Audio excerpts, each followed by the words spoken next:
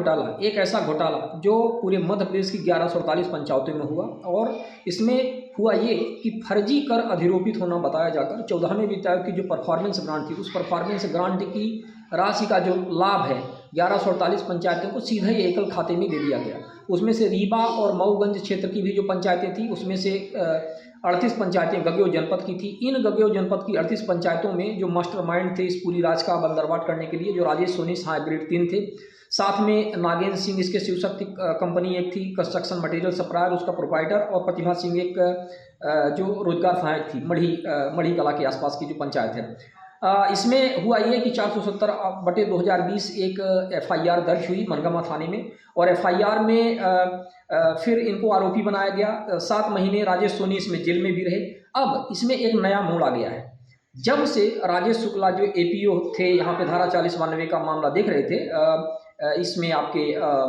जिला पंचायत कार्यालय में उनको प्रशासनिक प्रभार दिया गया है गंगेव जनपद में। तो गंगेव जनपद में CO का प्रशासनिक प्रभार पाने के बाद अभी राजेश सोनी जब जेल से छूटे, इसके बाद उनको बहाली का प्रस्ताव, एक तो इनका बर्खास्तगी का प्रस्ताव भेजा गया था, तत्कालीन SDM AK सिंह जो मनगमा में थे उनके द्वारा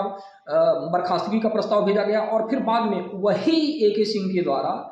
राजेश सोनी से मिल करके मामले की साठगांठ करने के बाद वो बर्खास्तगी का प्रस्ताव वापस ले लिया गया था। इसके बाद जब ये शिकायत तत्कालीन कमिश्नर अनिल सुचारी के समक्ष हुई, जो रीवा संभाग के थे, उन्होंने कलेक्टर रीवा को, तत्कालीन जो कलेक्टर रीवा थे, उनको पत्र लिखा और कहा कि दोनों प्रस्ताव, जो एक बर्खास्तगी का प्रस्ताव था AK सिंह SDM के द्वारा भेजा गया, और जो दोबारा इनको बहाल करने का प्रस्ताव था, इन दोनों की तस्दीक की जाए, इनको स्टडी किया जाए, और एक इसका प्रतिवेदन भेजा जाए कि आखिर इतना बड़ा अंतर क्यों हुआ कि एक ही मामले में इनको बर्खास्त करने के लिए भेजा जा रहा है। ऑब्वियसली कराधान घोटाले में सम्मिलित थे, 38 पंचायतों का मामला था, FIR दर्ज हो गई थी, प्रभार नहीं दिया जा रहा था, समस्त दस्तावेज लेकर के गायब थे, तो ये प्रस्ताव ऐसा भेजा गया था। फिर क्या ऐसा हो गया कि AK सिंह के द्वारा, तत्कालीन SDM के द्वारा वो बहाली का प्रस्ताव भेजा गया। खैर, तब तो बहाली नहीं हुई, तब तो ये जेल चले गए। अभी ये जब जेल से छूट के आए तो राजेश शुक्ला जो वर्तमान में प्रभारी मुख्य कार्यपालन अधिकारी जनपद पंचायत गंगेव हैं, इनके द्वारा वापस राजेश सोनी के बहाली का प्रस्ताव मुख्य कार्यपालन अधिकारी जिला पंचायत रीवा श्री सौरभ संजय सोनवड़े के समक्ष भेजा गया है। और जानकारी मिली, हमारी उनसे चर्चा हुई,